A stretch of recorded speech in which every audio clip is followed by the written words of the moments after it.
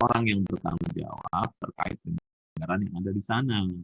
Sehingga maaf kalau mereka melakukan pelanggaran, misalkan korupsi gitu ya dan sebagainya, maka si kepala kantor ini yang adalah pihak yang paling bertanggung jawab. Itu namanya kuasa pengguna anggaran. Ya, ini sedikit penjelasan saya terkait dengan KPA. Eh, Khususnya terkait dengan pembayaran pembelian barang kepada pihak ketiga yang, nah ini yang tadi saya bilang nih, LS, ya, yang dilakukan secara langsung. Langsung itu bukan berarti langsung gitu ya, kayak dikasih duit, enggak. Ya, mekanisme pembayaran langsung itu hanya istilah yang dipakai di dalam pengelolaan keuangan negara, tapi maksudnya adalah dibayarkan langsung oleh kas negara kepada pihak lain, gitu ya. Itu istilah langsung. Kemudian ada BUMN, ini juga pihak yang diberikan kewenangan untuk melakukan pemotongan. Ini ada BUMN itu sendiri, ada badan usaha dan BUMN hasil restrukturisasi. Disebut dengan hasil restrukturisasi untuk Anda ketahui karena beberapa BUMN ada yang dilakukan restrukturisasi dengan cara dilakukan holding. Holding itu manajemennya dijadikan satu, dan itu sudah cukup banyak. Bahkan beberapa BUMN ada yang digabung, merger disebutnya. Nah, ini PPh pasal 21, 22 maaf, sudah mengantisipasi hal-hal tersebut. Termasuk BUMN tertentu ya, badan usaha milik BUMN tertentu. Maksudnya gini, badan usaha tertentu milik BUMN itu adalah badan usaha yang dibuat dan berada di bawah BUMN untuk melakukan kegiatan-kegiatan tertentu, baik berupa anak perusahaan maupun hanya berupa misalkan cabang, agen, ada namanya kalau di manajemen bisnis itu ada namanya Special Purpose Unit ya, SPU. Apapun namanya itu juga diberikan kewenangan untuk melakukan pemotongan BPH pasal 22. Nah, pembayarannya Anda bisa lihat ya, semua terkait dengan barang gitu.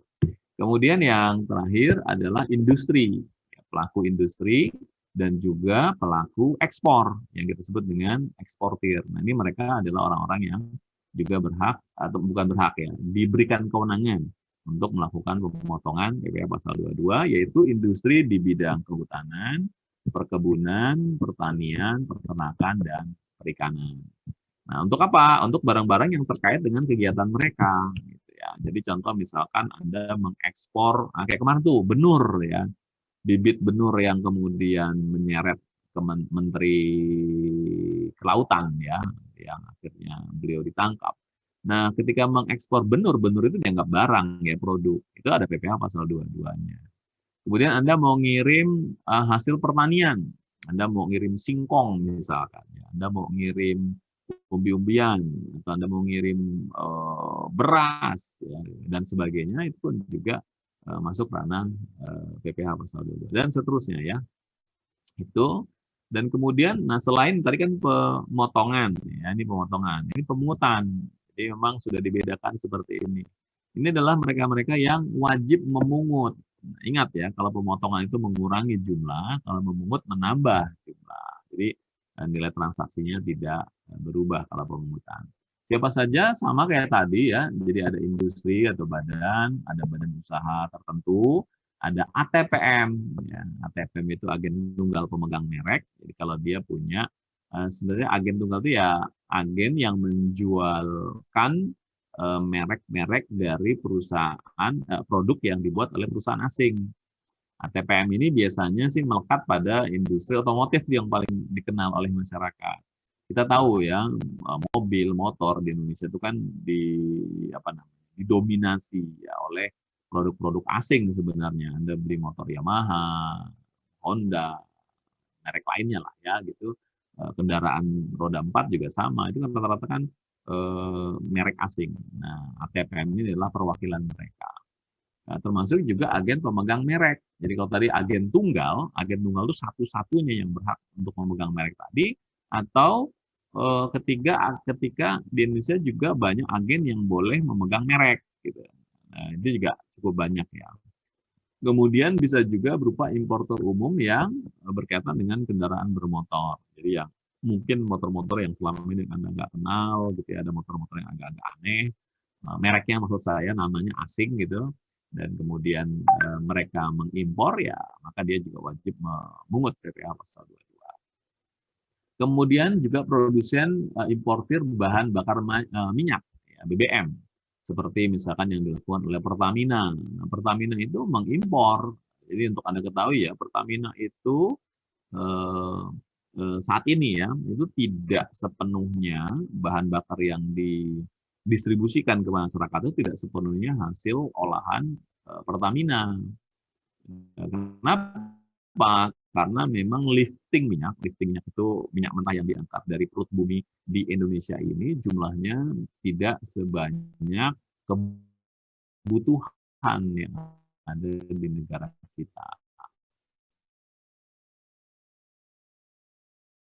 Dan juga untuk minyak-minyak yang kategorinya Pertamina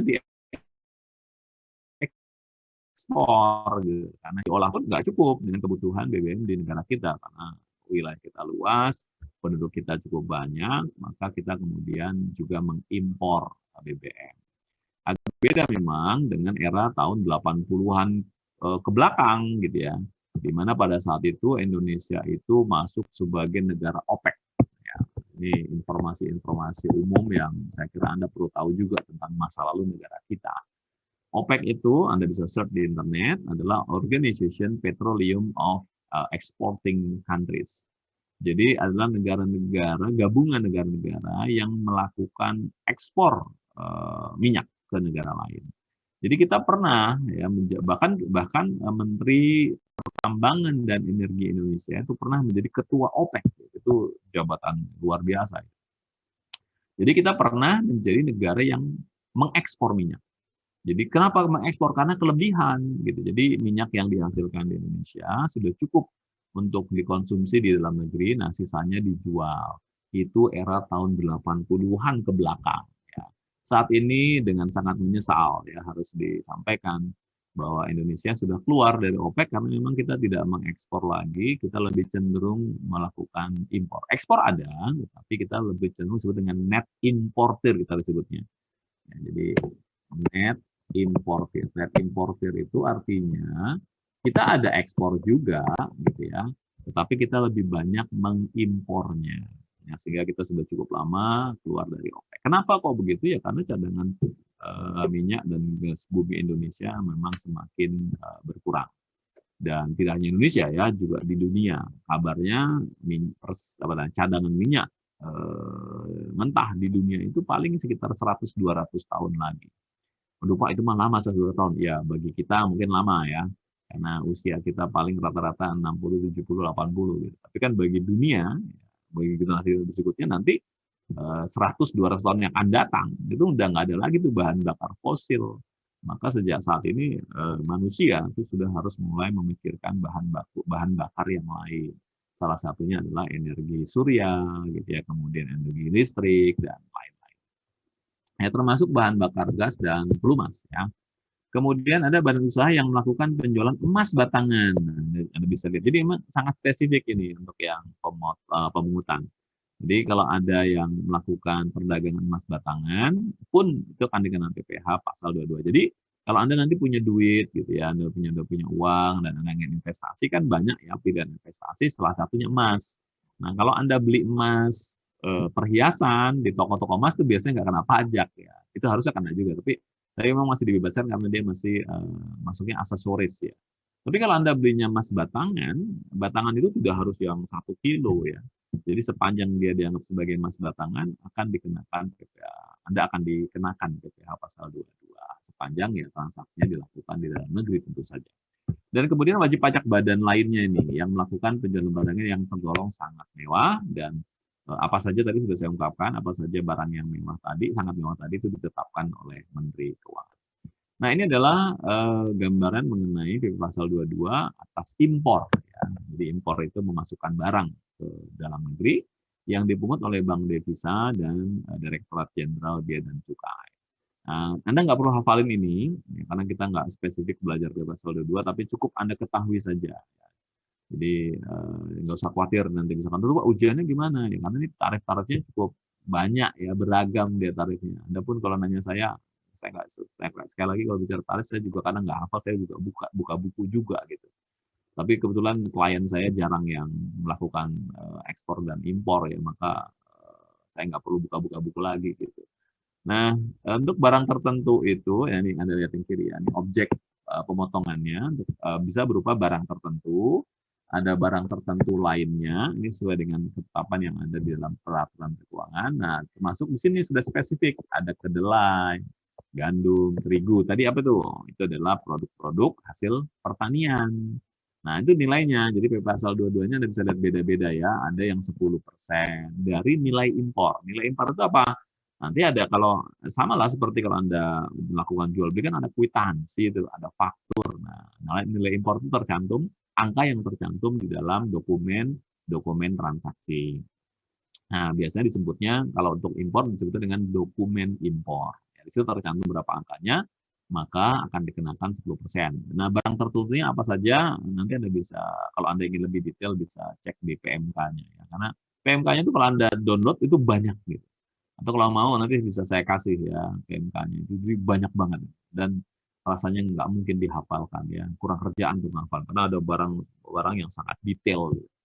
Nah, kemudian ada barang tertentu lainnya yang nilainya 7,5%, tarifnya maksud saya. Kemudian untuk kedelai gandum itu 0,5%. Nah, sehingga Anda bisa bayangkan ya, kalau Anda beli, Anda jadi pengusaha maksud saya. Anda mengimpor, jadi membeli kedelai, gandum, terigu dari luar negeri, itu Anda dikenakan PPh impor, PPh impor itu PPh pasal 22 ya, sebesar 0,5% dari nilai impornya. Nah, apa tuh ada sih kok dengan API? API itu singkatan dari angka pengenal impor. Angka pengenal impor ini seperti identitas ya. Setiap orang yang ingin mengimpor barang itu mereka harus terdaftar dulu di Kementerian Perdagangan bahwa Anda adalah pengusaha yang memang diberikan kewenangan untuk melakukan impor barang. Nah, nama identitasnya tuh API ya, angka pengenal impor. Nah, uraian barang terkait dengan ininya detailnya gitu maksud saya. Detailnya nanti Anda bisa cek di PMK. Ini sudah saya tuliskan ya PMK-nya. Ya, kalau Anda mau cek silakan, enggak juga nggak apa-apa. Tapi minimal Anda jadi tahu. Oh, kalau ngimpor barang tuh ada pajaknya ya, gitu. Kemudian ada yang dikecualikan. Nah, biasanya memang di dalam setiap peraturan selalu ada yang dikecualikan. Biasanya untuk hal-hal yang spesifik ya. Contohnya misalkan impor barang yang tidak terutang PPh disertai surat keterangan bebas. Nah, jadi ada nih fasilitas. Oh, barang ini bebas dari pajak. Ya, di mana surat keterangan ini nanti akan diterbitkan oleh Direktorat Jenderal Pajak. Termasuk biasanya barang-barang khusus yang contohnya misalkan ini saya sebut saja ya terkait dengan pertahanan keamanan gitu ya. Jadi Kementerian Pertahanan Keamanan ingin mengimpor persenjataan misalkan. Itu biasanya nggak akan dikenakan pajak, memang hal-hal khusus. Atau Menteri Keuangan bisa juga menetapkan barang-barang yang strategis gitu. Yang kalau ini dikenakan pajak nanti akan menimbulkan gejolak ekonomi misalkan. Atau dipandang akan mengganggu stabilitas misalkan ya. Maka itu bisa saja ditetapkan oleh Menteri Keuangan. Dan banyak lagi lainnya. Kemudian ada impor barang yang memang masuk kategori bebas dari biaya masuk dan PPN. Nah, ini juga ada banyak sekali komponen-komponen barang yang dia bebas biaya masuk. Biaya masuk itu disingkat dengan BM. Ya. Jadi makanya di undang-undang disebut dengan PPN BM. Jadi pajak sorry, kebalik saya. Yang ada gini maksudnya, saya mau ngomong jangan sampai di sini disebutnya kan bea masuk dan PPN ya. Maksud saya jangan sampai dibalik begini PPN BM. Nah, biasanya N-nya kecil ya, nanti ada singkatan namanya PPN, N-nya kecil BM. Nah, kalau PPN BM itu pajak penjualan atas barang mewah. Nah, yang ini juga BM juga disingkatnya, yaitu bea masuk. Gitu. Nah, supaya tidak rancu dengan PPN kecil BM, maka di sini disebutnya dengan bea masuk dan PPN. Jadi itu ada filosofinya. Kenapa kok nggak disebut dengan PPN dan BM, Pak? Supaya tidak confused, ya tidak membingungkan dengan pajak penjualan atas barang mewah. Kemudian ada impor sementara dan impor kembali atau reimpor dan seterusnya ya, nanti bisa Anda baca dan bisa lihat ya untuk air minum, benda pos dan sebagainya itu dikecualikan. Nah, kemudian barang selain yang di samping tadi, maksudnya selain yang ada di sini, termasuk ini, kalau dia tidak menggunakan angka pengenal impor, tetapi memang mereka diizinkan untuk mengimpor, maka Anda lihat tarifnya menjadi 2,5% dari nilai impor. Ya, kalau yang ini ya, kalau yang punya angka pengimpor kan 0,5 tuh. Ini menjadi 2,5 gitu, jadi lebih tinggi. Terus juga kalau yang lainnya bisa saja, ini ada ketentuan juga, bisa menjadi 7,5 dan juga 7,5 di bawah ya dan seterusnya. Ini contoh sekedar untuk Anda ketahui ya. Contoh misalkan ada PT OPQ mempunyai angka pengenal impor dan melakukan impor 1.000 buah parfum. Ini bagi Anda yang misalkan pengen jualan parfum ya dengan harga CIF. CF ini adalah singkatan yang umum di dunia ekspor impor, itu artinya cost, ya, singkatan dari cost, I-nya insurance, F-nya adalah freight. Ya. Jadi cost itu harga perolehan atau biaya atau harga gitu ya disebutnya. Insurance adalah asuransi, freight itu ongkos angkut. Itu biasanya dengan CIF. Ya. Per buah sebesar $500 Amerika. Kemudian parfum tersebut dikenai biaya masuk. Nah, ini dia termasuk yang kena biaya masuk sebesar Anda lihat nih 25%. Ya, tarifnya beda lagi ya. Anda lihat jadi tarif itu banyak sekali. PPN di sini masih 10% karena ini masih angka yang lama. Maaf ini slide-slide yang lalu karena PPN 11% baru dipakai tahun ini. Ini belum saya rubah ya 10%-nya. Kemudian PPN BM-nya 20%. Nah, Anda bisa bayangkan ya dari informasi ini saja bahwa ketika Anda mengimpor parfum, itu banyak sekali pajak yang dikenakan. Itulah mengapa parfum yang asli itu, yang asli loh ya, bukan yang KW, itu mahal gitu. Jadi kalau Anda bisa cek ya di e-commerce ya, Anda bisa lihat platform di sana, Anda ceklah parfum yang asli itu. Harganya tuh jutaan gitu. Ya, yang bagus-bagus ya, itu ada yang 2 juta, 3 juta, 10 juta, bahkan ada yang ratusan juta. Mengapa kok mahal? Karena Anda bisa lihat pajaknya aja 25 pajak biaya masuk, kemudian 10%, kalau sekarang 11%, ditambah dengan PPNBM, nanti tadi yang saya sebut PPNBM itu pajak penjualan barang mewah, itu 20%. Anda lihat totalnya udah berapa? 25 tambah 10 tambah 20, udah 55% sendiri. Jadi artinya ketika Anda beli barang-barang yang mewah, termasuk barang-barang yang dari luar negeri ya maksud saya, barang impor, itu sebenarnya Anda bagus ya, Anda sudah menyumbang pajak ke negara itu 55%. Jadi angka yang Anda bayar itu sebenarnya lebih mahal sebanyak itu. Itulah mengapa kemudian banyak penyelundupan. Jadi ini biar Anda tahu gitu ya. Tapi kalau kita nggak kenakan pajak yang besar, nanti kita akan bergantung pada impor. Kan kita kalau sebuah negara, kalau kita ngomongin ekonomi, itu kita harusnya lebih banyak mikirin ekspor ya. Karena kalau ekspor itu kita dapat uang. Kalau impor, kan kita bayar uang kita keluar ke luar negeri gitu. Jadi menguntungkan pengusaha asing. Itulah mengapa pajaknya dibikin besar. Dengan maksud agar kita tidak bergantung pada impor. Tapi kalau misalkan Anda mau beli, Pak saya sebagai konsumen kan punya uang ya nggak apa-apa. Tapi uang yang Anda bayar tadi, harga yang Anda bayar sebenarnya di dalamnya termasuk pajak-pajak. Ya. Kemudian anggaplah kurs tengah Bank Indonesia itu adalah 12.050. Ini juga masih angka lama ya, karena sekarang kurs dolar itu sekitar 14.000 sekian. Dan kurs Menteri Keuangan adalah 12.000, karena ini contoh saja ya. Parfum termasuk barang tertentu yang ditetapkan di dalam PMK 2000, PMK 10 2018. Ini PMK-nya bisa berubah ya, jadi ini contoh kan ya. Kemudian maka cara menghitungnya begini, Anda bisa lihat nih. Nilai cost insurance and freight-nya adalah 1.000 buah dikalikan $500 kalikan tarif kurs yang ditetapkan oleh Menteri Keuangan. Anda bisa lihat yang 12 ini adalah tarifnya Menteri Keuangan. Kalau Anda pengen tahu, Pak kurs Menteri Keuangan di mana saya bisa dapatkan? Anda buka saja situs Kementerian Keuangan, kemenq.go.id. Nah, di pojok kanan bawah, ya, di bagian bawah itu ada data kurs. Ya. Kalau tidak ada, Anda bisa cek, karena kadang-kadang suka hilang juga itu angka itu. Nah, kalau tidak ada, Anda bisa cek ke Direktorat Jenderal Pajak. Ya, jadi situsnya namanya pajak.go.id. Di sana pasti ada kalau di pajak. Maka kurs yang berlaku berapa, Anda gunakan, di sini nilainya 6 miliar. Nah, biaya masuknya itu 25%, berarti 1,5 miliar Anda bisa lihat ya. Biaya masuknya sendiri dari 25% terus per 4. Sehingga totalnya nilai impor tadi adalah 7,5 miliar. Nilai impor ini muncul di dalam dokumen impor tadi itu. Nah, kemudian PPh tadi disebutkan ya, PPh itu diambil dari nilai impor. Nah, maka PPh yang 10% ini diambil dari nilai impor, berarti dia 750 ya.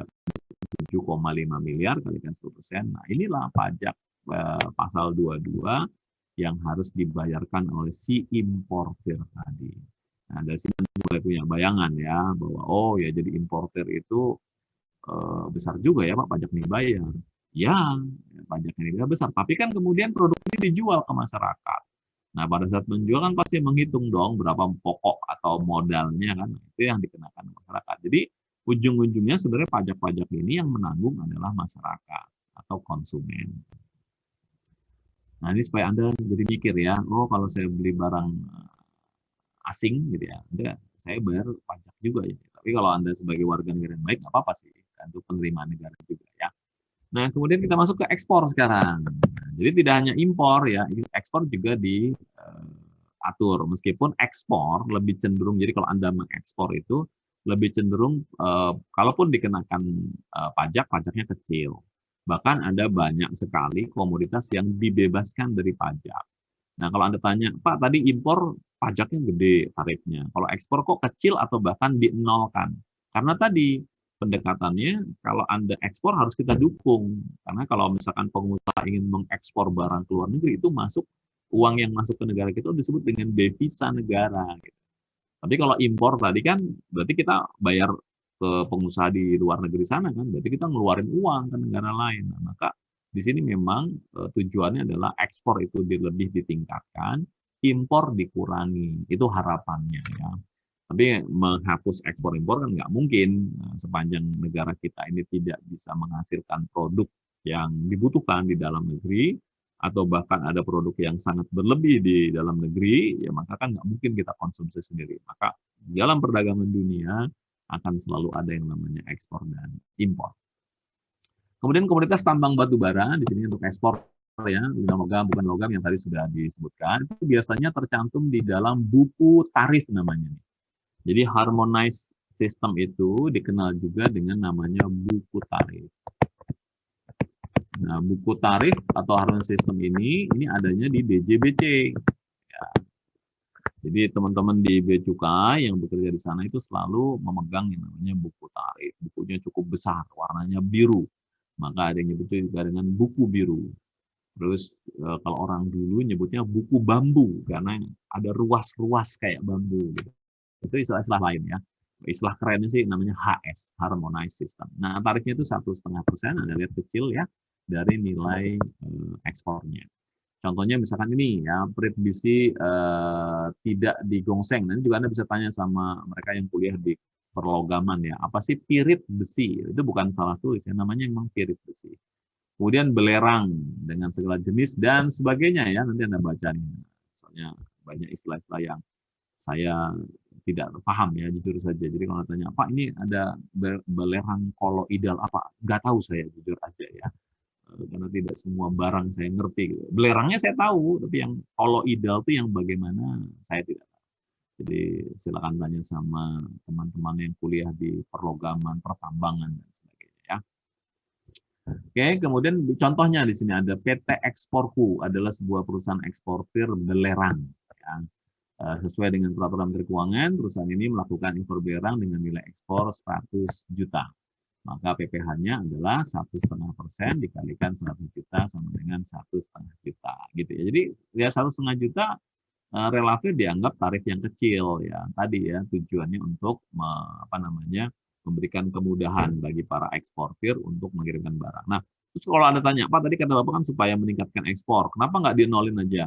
Kita kadang-kadang nggak bisa mengenolkan untuk semua produk barang ya Mas dan Mbak ya. Kenapa? Karena jangan sampai nanti gini, karena dinolkan, pengusaha-pengusaha kita orientasi ekspor semua ya. Tidak memperhatikan kebutuhan dalam negeri, bahaya juga gitu. Nah, ini yang maaf, ini yang terjadi di minyak goreng ini gitu loh. Perkara bahwa sekarang sedang diselidiki kasusnya, ada mafia dan sebagainya. Tapi itu kan persoalan yang saya kira cukup pelik ya, tidak bisa diselesaikan oleh satu kementerian aja tuh. Tidak bisa diselesaikan oleh aparat hukum, polisi, jaksa dan sebagainya. Enggak, ini masalah yang besar, yang kompleks gitu. Contoh gini, Indonesia itu penghasil sawit terbesar kedua di dunia. Kalau Anda tanya siapakah penghasil sawit terbesar pertama, itu Malaysia, tetangga kita. Tapi menariknya, meskipun Malaysia adalah penghasil sawit terbesar, kalau Anda lihat kan Malaysia nggak besar-besar banget itu. Pulaunya kan cuma ada yang di sebelah kiri di atas Sumatera, plus yang di Kepulauan Kalimantan sebelah utara atau utara barat ya, barat laut ya, barat daya. Ya. Jadi maaf, eh, jadi nggak luas dibanding Indonesia. Tapi mereka menjadi penghasil sawit terbesar. Kenapa? Karena sebenarnya banyak pengusaha-pengusaha sawit di Malaysia itu buka lahannya di Kalimantan, di Sumatera, dan sebagainya. Itulah yang mereka diklaim sebagai produk buatan atau penghasil mereka, padahal namanya di Indonesia. Kalau Anda ke Kalimantan, Anda ke Sumatera, ya, misalkan suatu ketika Anda naik pesawat terbang yang kecil, ya, jangan yang besar. Kalau besar yang seperti pesawat-pesawat yang gede-gede itu Anda nggak kelihatan di bawah. Tapi kalau pesawat yang agak kecil, yang terbang rendah, Anda bisa lihat ya. Sepanjang mata memandang itu kalau Anda melakukan penerbangan di wilayah Kalimantan dengan pesawat-pesawat kecil atau di Sumatera, itu sepanjang mata memandang itu isinya sawit gitu. Dan sekarang sudah mulai berpindah ke Sulawesi, mulai berpindah ke Pulau Papua itu sawit. Karena memang sawit ini cukup menjanjikan ya. Mereka nyebutnya adalah emas hijau nyebutnya. Emas itu kan warna kuning ya. Emas hijau itu adalah hutan dan sawit. Nah, contoh begitu, maksud saya begini. Kenapa kok nggak boleh ekspor tuh 0%? Jangan sampai nanti tadi karena kita punya banyak, akhirnya kita jualin semua. Lah kalau semua bahan bakunya dijual keluar, dalam negeri nggak ada, akhirnya kita impor.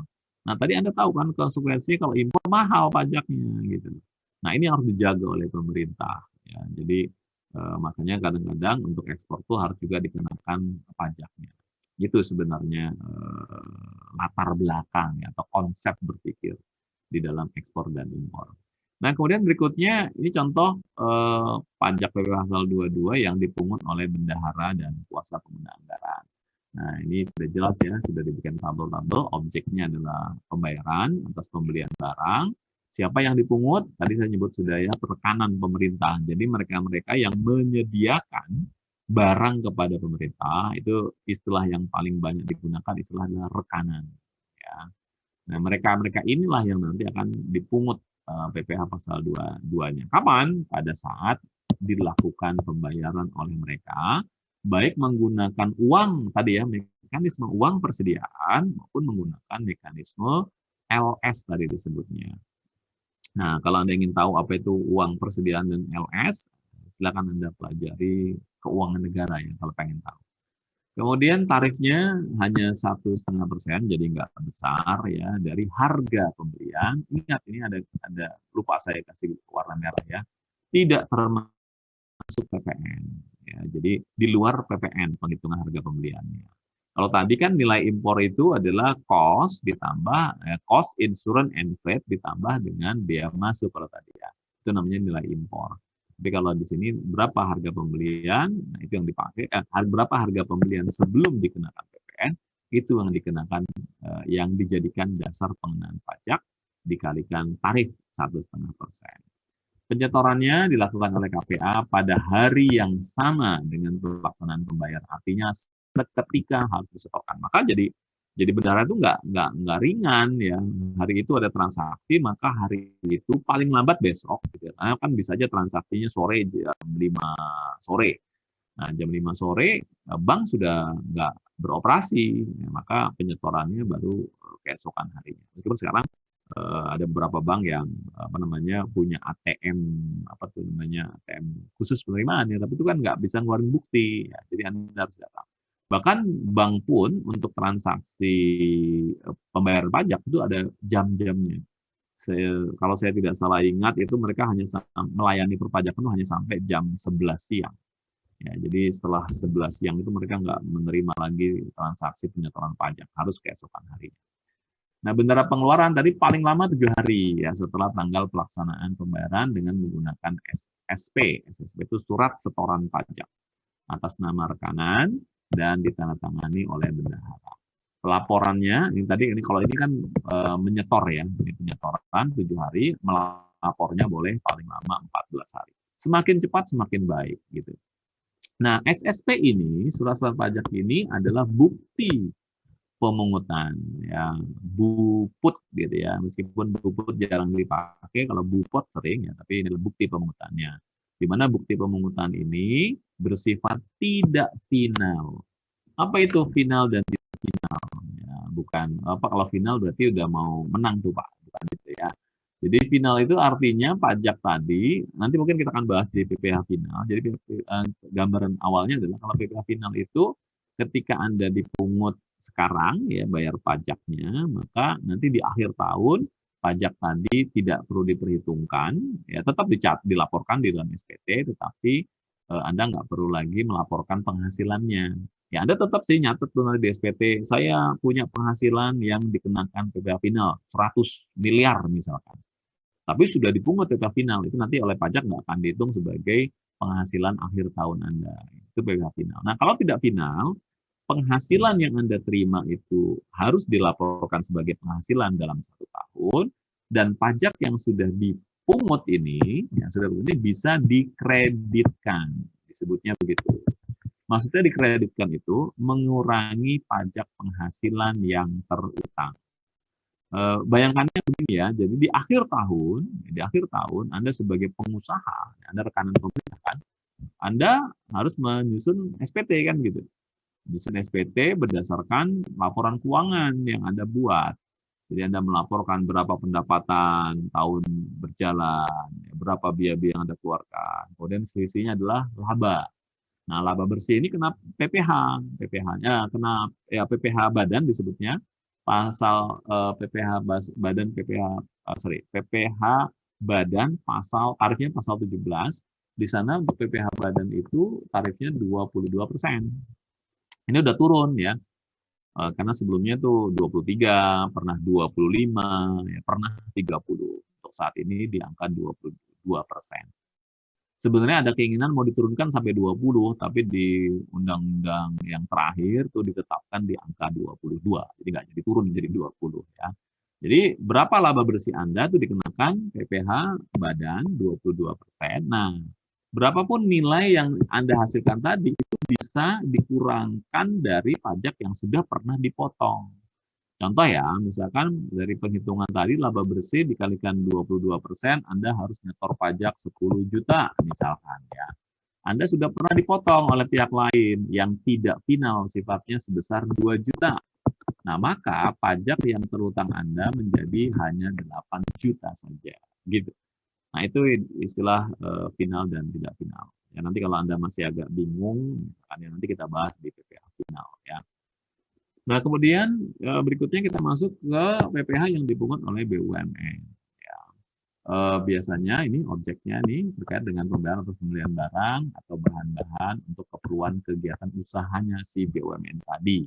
Nggak boleh untuk yang non kegiatan usaha. Siapa yang dipungut adalah rekanan, sama kayak tadi ya. Kalau tadi kan pemerintah, instansi pemerintah. Nah, sekarang kita mikirnya sekarang ada di BUMN. Anda sedang bekerja di BUMN. Anda jadi bendaharanya BUMN gitu ya, atau kasir atau bagian keuangan lah, karena di BUMN itu mereka nggak nyebut bendahara, nyebutnya bagian keuangan, ada bagian pembayaran misalkan. Nah, kemudian ada rekanan, nah, dia sudah bekerja dan dia nagih gitu. Nah, ketika dia nagih pembayaran tadi, mereka akan dikenakan sama nih, ini sama tidak berbeda nih kalau Anda lihat. Ya, jadi pembayaran yang dilakukan oleh instansi pemerintah maupun BUMN itu tarifnya sama, 1,5% dari harga pembelian tidak termasuk PPN. Nah, penyetorannya aja yang beda ya. Di sini penyetorannya paling lama adalah 10 bulan.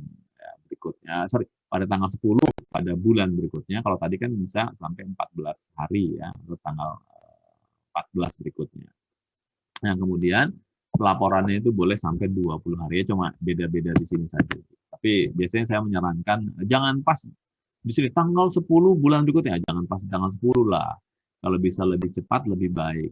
Kenapa? Karena kalau Anda sebagai juru bayar, ya, kemudian lalai, itu Anda akan dikenakan sanksi oleh negara gitu.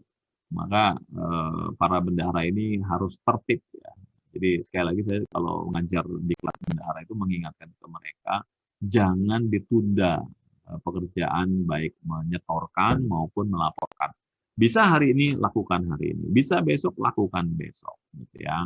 Jadi jangan nunggu deadline. Untuk bukti pungutnya ini banyak nih, ada 3 lembar, ada 3 penyebutnya kopi gitu ya. Nah, jadi ada yang lembar pertama untuk WP-nya, ada lembar kedua untuk pelaporan SPT masa bulanan. Kalau SPT masa ini artinya SPT yang dilaporkan tiap bulan.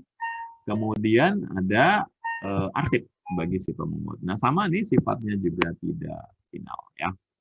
Ada catatan. Nah, ini nggak boleh pecah-pecah nih karena ini biasa di apa ya, di gray area yang suka dimanfaatkan ya oleh pihak-pihak tertentu.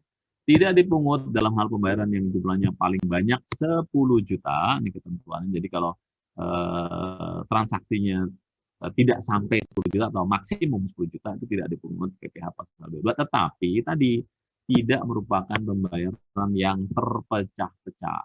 Nah, kadang-kadang maaf ya, di dalam praktek suka ada yang nakal, bendaharanya nakal, rekannya nakal. Nagihnya berapa nih transaksinya 50 juta? Ya itulah Pak, supaya nggak kena PPh pasal 22, saya tagihnya 5 kali ya Pak. Gitu kan paling banyak 10 kan. Jadi sekarang nagih, gitu. Kemudian nanti berapa hari ngajukan kwitansi, berapa hari ngajukan kwitansi. Nah, itu yang tidak boleh. Kalau diaudit nanti oleh aparat pengawasan, si bendaharanya ini kena. Ya, jadi kena sanksi juga. Si rekanan yang nanti akan dipotong. Jadi, oh mohon maaf ya Pak, ini ternyata ini Anda memecah-mecah. Nah, kalau tidak dipecah, Anda kena PPh pasal 22, nah, maka Anda harus menyetorkan PPh pasal 22, 1,5% dari nilai transaksi tidak termasuk PPN. Kira-kira begitu tuh kalau dia periksa atau dia audit. Ya. Nah, kemudian eh, ini adalah nama-nama BUMN yang dimiliki langsung oleh negara. Ya. Banyak gitu, tapi ini contoh aja biar Anda kenal. Ya. Ada Pusri, Palembang, ada Petrokimia, Kujang, dan seterusnya. Ya, ini adalah beberapa nama-nama perusahaan atau BUMN besar di Indonesia dan banyak lagi BUMN besar yang ada di sana ya. Oke, sekedar untuk mengenal aja itu. Nah, mari kita lihat contoh kasusnya. Ada PT Lala Lili berkedudukan di Jakarta menjadi pemasok alat-alat tulis kantor, ya, buku, bolpen, kertas, kira-kira begitu, bagi Dinas Pendidikan Kota Tangerang Selatan. Pada 2 November 2019, PT Lala Lili melakukan penyerahan barang. Nah, kata-kata penyerahan barang inilah yang menjadi objek PPh pasal 22. Kemudian nilai kontraknya adalah 11 juta, ya, nilai transaksi ya. Ini sudah, ini hati-hati nih ada kata-kata sudah termasuk PPN. Maka kalau sudah termasuk PPN, Anda harus hitung dulu berapa nilai yang tidak termasuk PPN-nya. Di sini asumsi PPN-nya 10% ya. Jadi saya harus bikin disclaimer ini ke Anda. Asumsi PPN-nya masih tarifnya 10%. Karena sekarang sudah 11%. Maka berapakah PP pasal 22 yang dipungut oleh Dinas Pendidikan Kota Tangsel? Maka Anda harus hitung berapa harga pembelian sebelum PPN. Caranya ya Anda tinggal kalikan ini 100 per 110. Pak, dari mana 110? 110 itu kan 100% ditambah 10% PPN. Jadi 110 kan? Nah, maka tinggal dibalik ya. Jadi 100 per 110. Kalau sekarang ya, berarti 100 per 111 kalau sekarang. Jadi angkanya menjadi angka yang unik ya. Kalau 110 kan genap tanda kutip ya. 111 memang angka ganjil, cuma maksudnya angkanya jadi itu kalau dibagi keriting tuh angkanya ya. Nah, ini 100 dibagi 110 dikali 11 juta, maka kita akan mendapatkan angka 10 juta. Ini adalah harga pembelian sebelum PPN ya. Nah, maka PPh pasal 22-nya dihitung dari transaksi angka sebelum PPN. Jadi 1,5% dikalikan 10 juta, inilah PPN-nya. Ini yang hati-hati ya. Jadi Kalau ada harga setelah PPN, Anda bikin dulu menjadi harga sebelum PPN, baru kemudian Anda hitung PPh pasal 22-nya. Itu pesan saya ya. Kemudian contoh yang lain, di sini ada PT Garuda Indonesia terbuka, TBK ini terbuka. Terbuka itu artinya sudah terdaftar di Bursa Efek Indonesia, jadi mereka sudah menjual sahamnya di sana, di pasar modal. Melakukan pembelian perangkat komputer kepada PT Komputa Teknologi pada tanggal 13 November 2019, nilainya 660 juta, termasuk PPN. Berarti Anda harus hitung ya, berapa harga sebelum PPN. Kemudian pada tanggal 15 November, pelumas dan benda-benda pos tadi juga dibeli dengan harga 15 juta dan 12 juta. Berapakah PPh pasal 22 yang dipungut? Nah, ini ada dua transaksi ya, dua transaksi yang berbeda. Untuk transaksi yang pertama, harga pembeliannya tadi Anda hitung dulu sebelum PPN-nya. Kalikan ini 100 dibagi 110. Saya ulangi ya, kalau sekarang 100 dibagi 111. Nah, ini contoh ini masih contoh lama, dikalikan 660, hasilnya adalah 600 juta. Nah, 600 juta ini tinggal Anda kalikan tarif PPh pasal 22, 1,5%, maka PPh pasal 22 yang harus dipungut adalah sebesar 9 juta. Terus bagaimana dengan pembelian pelumas benda pos yang nilainya 15 dan 12 juta ini, yang ini? Nah, ada ketentuan tadi disebutkan. Untuk pelumas dan benda pos tidak termasuk objek PPh pasal 22. Dari mana kita tahu? Tadi di slide ada, tapi ketentuan ini ada di Peraturan Menteri Keuangan. Ya. Apa terus kalau saya nggak tahu gimana? Ya terpaksa baca Peraturan Menteri Keuangannya itu. Saya juga gitu ya. Jadi ketika ada benda-benda, barang-barang yang saya ragu gitu ya. Kalau saya ragu ini dibebaskan, disebutnya begitu ya, dibebaskan PPN nggak sih, gitu ya, atau tidak dipungut atau tidak sih? Maka biasanya kita cek dulu. Oke, sebentar ya, saya cek dulu. Oh, ini termasuk yang bebas PPh, yang tidak dipungut PPh ya, maka biasanya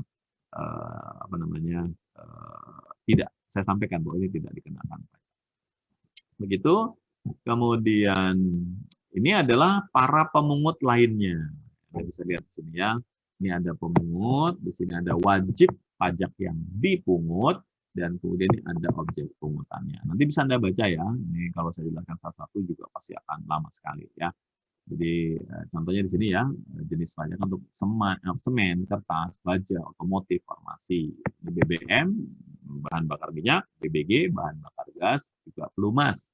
Kemudian hasil hutan, hasil kebun, hasil pertanian, hasil peternakan, hasil perikanan. Kemudian juga yang terkait dengan mineral ya, dan batu bara. Minerba itu singkatan mineral dan batu bara yang memiliki pemegang IUP. IUP itu apa? Izin usaha pertambangan. Nah, pemungutnya adalah ini. Ya, ini pemungutnya. Nanti Anda bisa cek para pemungutnya. Ini pihak-pihak yang dipungut, ada distributor, pembeli, ya. Kemudian penjual bahan-bahan berupa hasil dan seterusnya, badan usaha dan sebagainya.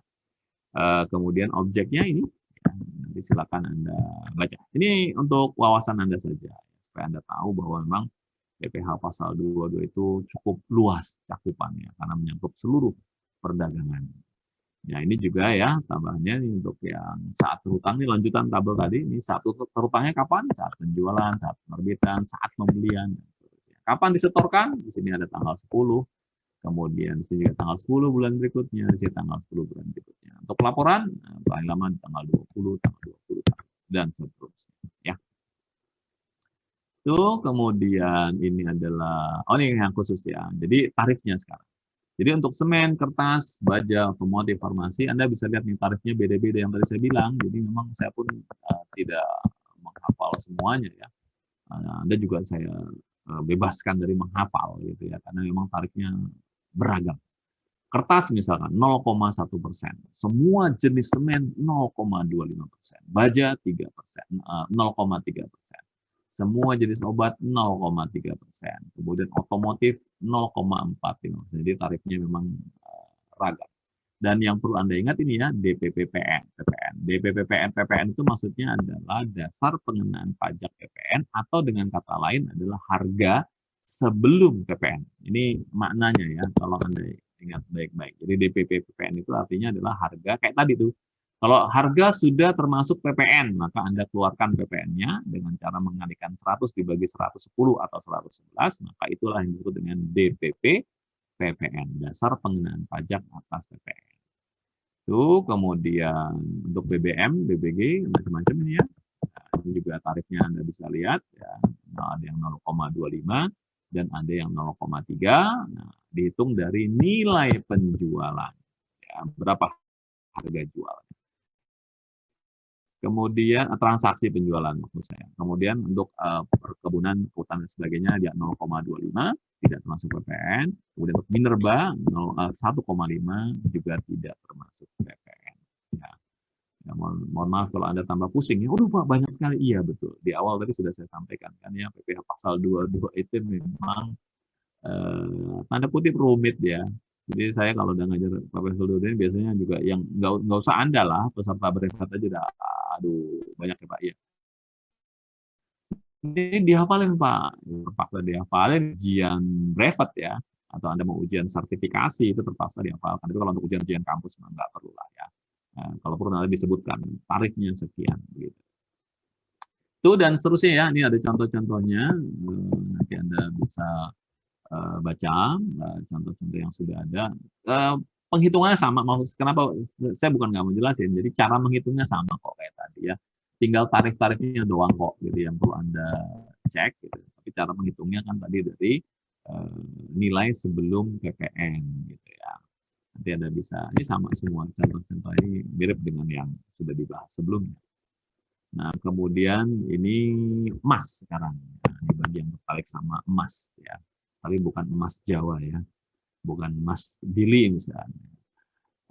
Objek tarifnya atas penjualan emas batangan oleh badan usaha yang melakukan penjualan dikenakan PPh pasal 22 sebesar 0,45% bersifat tidak final. Jadi kalau Anda beli emas di Antam misalkan ya, itu Anda kena pajak. Gitu. Nah, kena pajak 0,5 kalikan berapa harga beli. Kalau bagi Anda kan membeli itu. Harga belinya berapa kalikan 0,4. Tapi jangan khawatir ya, pajak yang sudah Anda bayarkan atau dipotong oleh si mereka itu, dipungut ya, dipungut oleh mereka itu bersifat tidak final. Jadi nanti bisa Anda klaim mengurangi pajak terhutang akhir tahun. Pemungutnya tadi sudah jelas ya, BUMN, misalkan PT Antam, karena yang menjual emas itu tidak hanya Antam, yang terkenal memang Antam, dan mereka mengeluarkan sertifikasi ya, sertifikat emas, bahwa emas ini adalah emas murni. Murni itu tidak 100% ya, murni itu di angka 99,99999 panjang sebenarnya persen. Jadi tidak 100. Kenapa? Karena kalau emas 100% itu tidak padat ya, dia lembek gitu. Jadi dia tidak bisa mengeras ya. Nah, maka dia ditambahkan, saya lupa namanya bahannya, kan dicek di internet ya, bahan apa yang membuat emas jadi keras gitu. Yaitu ini 0,0001% inilah yang bisa membuat emas itu seperti kayak besi gitu, keras gitu ya. Kemudian saat terhutang dan pemungutannya di sini ini adalah penyetoraan tadi sudah ada nih ya, ini yang di slide sebelumnya. Nah, dikecualikan sekarang. Dikecualikan adalah penjualan emas batangan oleh badan usaha yang memproduksi emas batangan kepada Bank Indonesia. Maksudnya gimana? Maksudnya gini, Bank Indonesia itu salah satu produk untuk mengamankan stabilitas moneter. Moneter itu kegiatan keuangan Indonesia itu adalah emas batangan. Jadi Bank Indonesia menyimpan emas batangan itu adalah apa nyebutnya devisa negara. Ya, itu buat cadangan. Makanya disebutnya dengan cadangan negara gitu ya. Itu bentuknya emas. Dan emas ini juga dipakai sebagai jaminan atas perputaran uang yang ada di Indonesia. Nggak ngerti saya Pak, Anda belajar ekonomi moneter ya. Jadi coba cek kurikulum Anda ada nggak ekonomi moneter? Atau ekonomi makro lah ya. Kalau nggak ada di moneter di makro. Di ekonomi makro itu dibahas singkat ya tentang kebijakan ekonomi moneter. Ya, nah sehingga kalau ini anda mungkin pernah lihat film-film ya terkait dengan perampokan bank. Kalau bank biasa itu kan yang dirampok biasanya uang atau emas yang atau perhiasan safe deposit box gitu ya. Jadi kalau ngerampoknya bank sentral itu isinya emas batangan. Pak, kan di bank sentral juga ada uang yang belum diedarkan. Uang yang belum diedarkan kalau Anda ambil nggak laku gitu. karena nanti ketahuan nomor serinya belum ada, ya karena saya pernah ke Peruri ya, ke Peruri itu perusahaan pencetakan umum uang Republik Indonesia di Kerawang Barat atau Timur ya, lupa saya. Kurang Timur kalau tidak salah. Jadi di sana itu mereka nyetak uang ya, itu banyak tuh. Kemudian saya bilang, "Oh Pak, itu kalau ada pegawai ngambil gimana?" Nggak bisa Pak, diambil pun nggak laku kata dia, karena belum dikasih nomor seri. Terus kalau uang yang sudah dikirim ke Bank Indonesia juga belum Pak. Jadi nanti ada Pak. Mereka nggak menjelaskan ya, itu kayak bersifat rahasia supaya saya nggak ngasih tahu sama perampok gitu ya. Jadi dia bilang Pak, mohon Pak, mohon maaf Pak. Jadi kami nggak bisa menceritakan prosedurnya. Tapi kalau Bapak nih ngambil uang yang ada di Peruri ini atau ngambil uang yang ada di Bank Indonesia itu nggak laku Pak, nggak ada gunanya Pak. Terus kalau misalkan ada yang merampok ngambil, ya ketahuan nanti, pasti ketahuan. Kenapa? Karena uang tadi belum secara sah. Saya minta izin ada tamu sebentar ya. Kita break 5 menit deh, break 5 menit. Nanti kita lanjutkan lagi. Saya minta maaf ya. Nanti kita akan lanjutkan.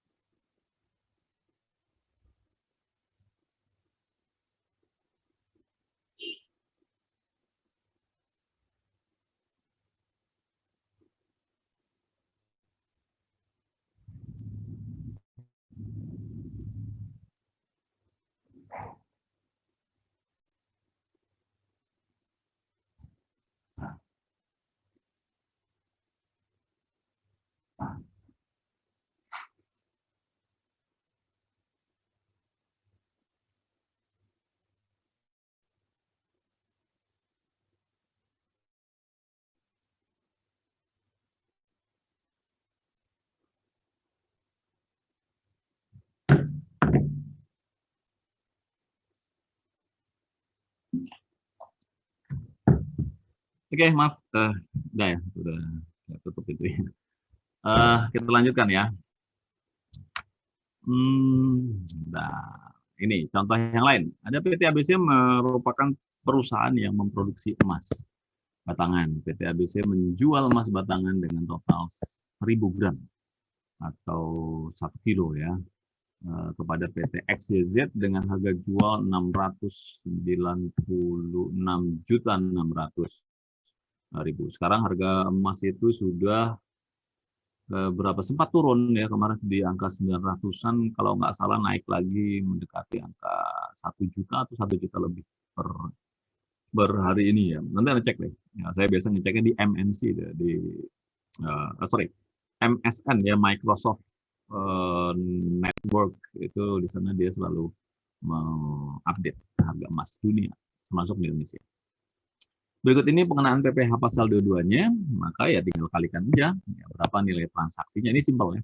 Berapa nilai transaksi yang dilakukan kalikan 0,45, maka inilah pajak yang akan dipungut oleh si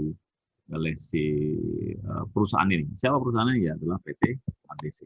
Ya, jadi misalkan Anda beli Antam gitu, maka Anda akan dipungut oleh Antam sebesar 3.134. Saya diingat ya, sebetulnya dipungut karena Anda akan bayar lebih besar gitu. Kalau dipotong itu kan Anda mengurangi ini. Jadi Anda bayar. Jadi Anda sebagai PT XYZ itu bayarnya adalah 696 sekian ditambah dengan 3.134 gitu ya. Itu dipungut namanya.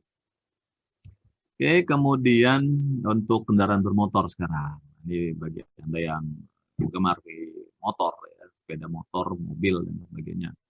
Atas penjualan kendaraan bermotor di dalam negeri oleh ATPM atau oleh APM atau oleh importur umum, kendaraan bermotor tidak termasuk alat berat. Nah, alat berat itu nanti ada ketentuan tersendiri ya. Itu karena alat berat ini merupakan alat penunjang industri pertambangan. Nah, itu nanti ada ketentuannya terpisah. Maka dikenakan PPh pasal 22 sebesar 0,45% dari dasar pengenaan pajak pertambahan nilai atau dari harga sebelum PPN. Sifatnya tidak final, kemudian pemungutnya adalah mereka-mereka ini, ya, para ATPM, APM, dan importir umum. Atau kalau Anda beli motor gitu ke dealer, nah dealer itu kan wakil dari ATPM biasanya atau wakil dari APM, Anda pasti akan waktu Anda bayar gitu ya, berapa nih harga motornya? Itu biasanya sudah all in gitu. Ya, kecuali kalau disebutnya off the road. Ya, off the road itu belum termasuk surat dan sebagainya.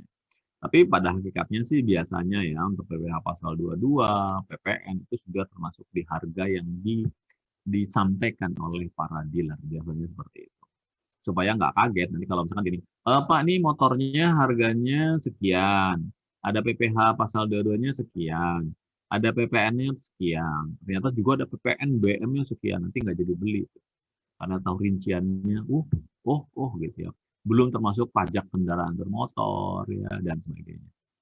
Nah, biasanya harga yang disampaikan itu harga yang sudah all in pajak ya, kecuali pajak kendaraan bermotor atau untuk pengurusan apa namanya BPKB dan STNK ya. Itu ini sama ya dengan sebelumnya. Kemudian contohnya di sini ada PT ABC, dia adalah ATPM, merupakan perusahaan bergerak di bidang otomotif. Perusahaan ini menjual mobil tunai kepada PT XYZ sebesar 3 miliar. Wah, mobil apa nih Pak 3 miliar? Ya mungkin nggak satu mobil di sini ya. Jadi jangan dibilang, oh ini mobil mewah karena kena PPN BM harusnya enggak. Nih 3 miliar ini total transaksinya ya. Mungkin saja ini 10 mobil. Ya, ini kan contohnya contoh umum ya. Jadi kalau misalkan ditanya, Pak kok nggak kena pajak kendaraan barang pajak penjualan barang mewah, ya di sini asumsinya bukan satu kendaraan. Nah, jadi misalkan 10 berarti harganya kan 300 jutaan ya. Maka PPN-nya sama seperti tadi, tinggal dikalikan dengan nilai transaksinya saja, kalikan 0,45% tarif yang berlaku. Oke, ini adalah PMK 92 tahun 2019, ini sudah saya update ya, jadi masih berlaku sampai saat ini. Untuk barang yang tergolong mewah, maka penjualannya dikenakan yang namanya ini PPNBM ya. Rumah beserta ini kriterianya ya, ini kriterianya. Jadi di PMK 92 tahun 2019 untuk rumah yang masuk kategori mewah, ya, karena ada mewah, ada sangat mewah ya. Ini yang mewah, rumah beserta tanahnya dengan harga jual atau harga pengalihan, jadi transfer price gitu ya, lebih dari 30 miliar. Atau, pakai kata atau di sini artinya mana yang terpenuhi ya. Luas bangunan lebih dari 400 meter persegi. Karena bangunan saat ini kan Anda bisa lihat ya, ada yang bangunannya cuma 60 meter persegi gitu. Ada yang cuma 70, 100, 110 itu udah gede itu, kalau 100 di bawah 100 kecil biasanya. Nah, rumahnya berapa meter, Pak? Persegi ya 200 meter persegi itu udah gede. Nah, 400 itu pasti mewah. Nah, yang mewah ini dikenakan PPh pasal 22. Demikian pula kalau bentuknya apartemen, kondominium, kemudian yang sejenisnya dan yang sejenisnya ya. Artinya gini, sejenis itu apapun mereka ngasih nama gitu. Karena bisa aja, oh Pak, enggak, ini rusun Pak, ini bukan apartemen, bukan kondominium, namanya rusun. Tapi ternyata harganya 30 miliar, maka itu termasuk barang mewah. Jadi nggak perlu pakai nama apapun. Memang kalau kesan apartemen kan mewah, apalagi kondo, wah itu besar, mewah. Rusun kesannya kumuh, nggak juga gitu ya. Jadi maksud saya apapun namanya, sepanjang harga jual atau harga pengalihannya di atas atau lebih dari atau di atas 30 miliar dan luas bangunannya lebih dari 150 meter, maka dia masuk dalam kategori barang mewah. Berapa PPN-nya, PPh-nya, PPh pasal 22-nya adalah 1%. Dan 1% ini ya, ingat ting dulu ada iklan begitu tuh ya, zaman dulu itu. Jadi ingatlah katanya bahwa angka 1% ini tidak termasuk PPN dan PPNBM. Ya, jadi serem memang ya. Jadi kalau Anda beli barang itu macam-macam, ya ada PPN-nya, PPN pasal 4 ayat 2 itu, ya, sorry, PPh pasal 4 ayat 2, kemudian ada PPh pasal 22, ada PPN, ada PPNBM. Jadi memang pajak itu ada di mana-mana. Kemudian pesawat terbang, oh Pak, kalau pesawat terbang udah otomatis Pak mewah, iya, makanya tetap diatur ya. Pesawat terbang pribadi, private jet yang miliknya siapa itu? Juragan 99 ya, sempat viral ya. Kemudian helikopter pribadi, makanya waktu mereka selfie gitu ya, baru beli ini, itu orang pajak langsung melototin. Kita lihat aja nanti dia lapor SPT tahunannya kayak apa gitu. Dimasukkan nggak private jet itu di dalam SPT dia, kan ketahuan nanti. Ya, dan itu pasti sudah dipantau sama orang pajak. Jadi seperti yang saya sampaikan ya, jangan apa namanya, jangan pamer tanda kutip kekayaan. Kalau Anda tidak mau ditanya sama orang pajak gitu. Jadi kalau kalau memang Anda mau pamer, memang pajak saya bayar kok, saya taat, ya nggak apa-apa, bagus ya. Maksudnya bagus dalam artian bukan masalah, wah pamer masa bagus, bukan, bukan. Maksud saya anda pamer, tapi kewajiban Anda sebagai warga negara Anda penuhi. Kan banyak orang pamer, tapi bila dikira pajak, oh enggak Pak, itu bukan punya saya Pak. Aduh. Ya. Kemudian kapal pesiar, yak itu kapal yang ada layarnya itu juga masuk kapal mewah dan sejenisnya. Kemudian kendaraan roda 4, pengangkutan untuk orang yang kurang dari 10 orang, bentuknya sedan, juga sebagainya, yang dia harga jualnya 2 miliar. Atau silindernya tadi saya bilang ya, cc-nya 3.000. Dulu pernah 2.000 cc itu masuk mewah. Nah sekarang di PMK tahun 2019, yang sudah di atas cc-nya di atas 3.000. Nah itu yang mewah. Kemudian kendaraan roda 2 dan 3 di sini 250, tadi saya 250, jadi di atas 250 itu maaf tadi saya nyebut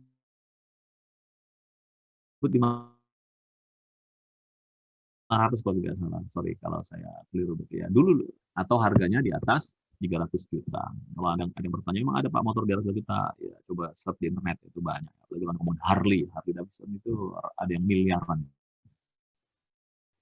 Oke, kemudian terus ada juga motor klasik ya, Vespa tahun 60 dijual seharga apa itu namanya Fortuner. Fortuner itu kan 5 juta. Itu masuk ke barang mewah harusnya gitu.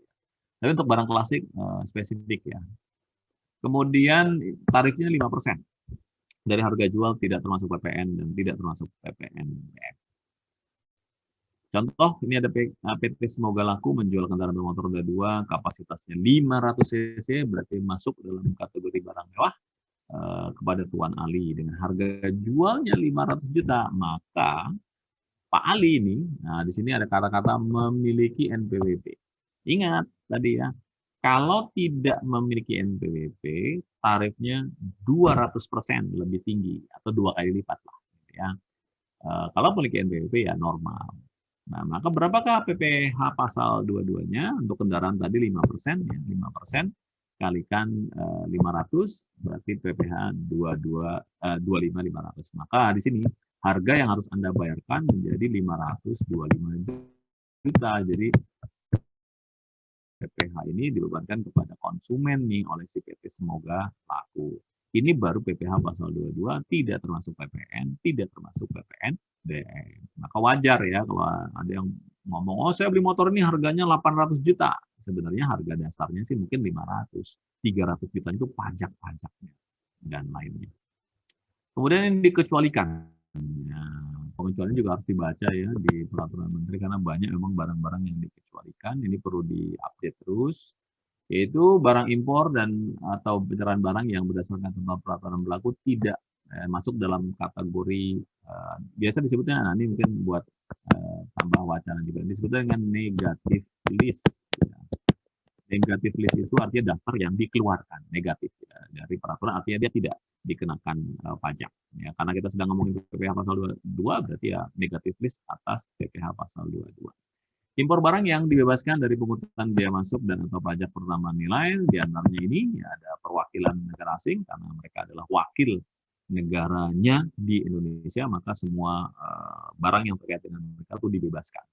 Jadi mereka mengimpor tapi dipakai ya untuk misalkan di kedutaan besar. Kedutaan besar bawa peralatan dari negaranya untuk dipakai di kedutaannya, itu nggak kena pajak. Semua dibebaskan karena itu dianggap kan negara. Jadi kantor kedutaan besar itu dianggap itu sebagai negara, perwakilan negara, itu negara dalam negara. Sehingga orang mau masuk ke dalam itu nggak boleh sembarangan. Karena meskipun itu tanah-tanah kita, tanah negara Indonesia, tapi kita masuk ke pagernya, kita seperti masuk ke negara lain. Itulah ketentuan hukum internasional ya tentang kedutaan besar. Kemudian barang yang diperlukan oleh badan internasional ya, oleh UNESCO, oleh United Nations, oleh untuk ASEAN itu ya, dan sebagainya. Sebanyak adalah badan internasional yang memang diakui oleh dunia juga dibebaskan.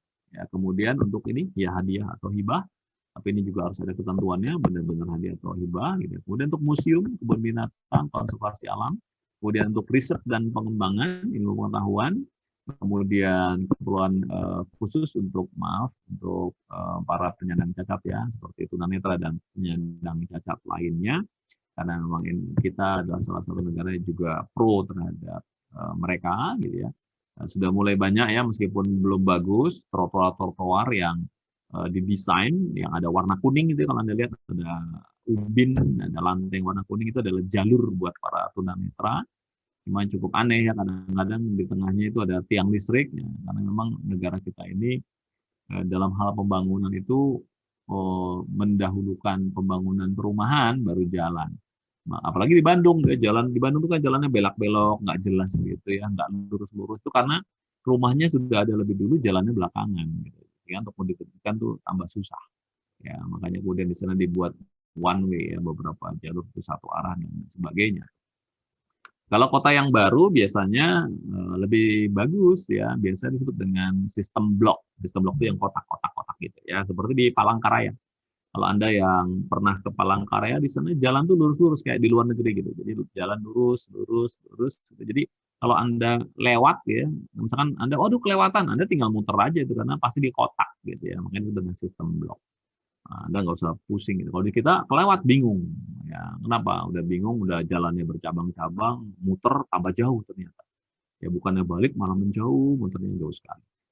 Nah, maka IKN terlepas nanti jadi atau tidak ya, ibu kota negara Nusantara itu ibu kota Nusantara maaf itu rencananya akan dibuat sistem blok ya. Jadi jalan didesain dulu baru kemudian pembangunan gedung perumahan dan sebagainya. Nah, ini juga termasuk ini, Anda bisa lihat ya, peti jenazah dan abu jenazah juga tidak dikenakan. Ini kelewatan aja. Masa sih Pak peti jenazah pajak? Iya, makanya negara juga sadar kok ya. Mana yang memang harus kena pajak, mana yang tidak. Oh, ini Pak abu jenazah, oh enggak, mah ya Pak, ini kena PPh pasal 22, ngamuk nanti ya, bawa abu jenazah.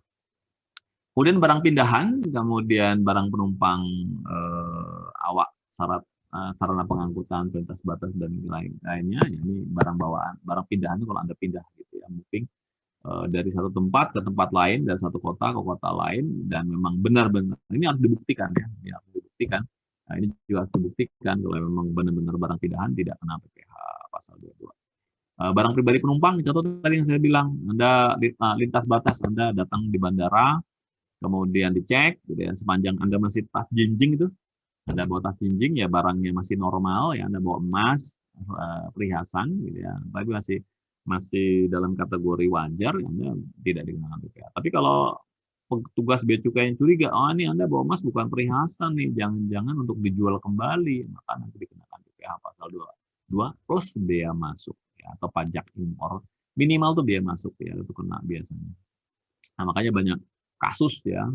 Kalau saya lupa ya, karena saya udah jarang nonton TV ya, itu pernah ada seingat saya ada acara ya, ada tayangan apa namanya sebuah televisi tentang bea cukai itu. Ya, banyak tuh yang tasnya dibukain, kemudian ternyata banyak barang aneh-aneh yang diduga ini mau dijual. Nah, kalau dijual kan negara rugi dong gitu ya. Itulah mengapa bea cukai harus mengecek secara detail setiap barang yang dibawa oleh penumpang. Termasuk tadi untuk mencegah ada barang-barang tidak atau barang-barang terlarang ya, yang tidak boleh masuk ke Indonesia, narkoba dan sejenisnya.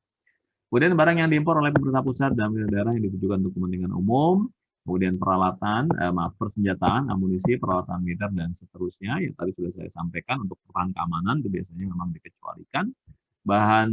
Barang-bahan digunakan untuk menghasilkan barang bagi keperluan pertahanan keamanan, ini maksudnya bahan baku ya.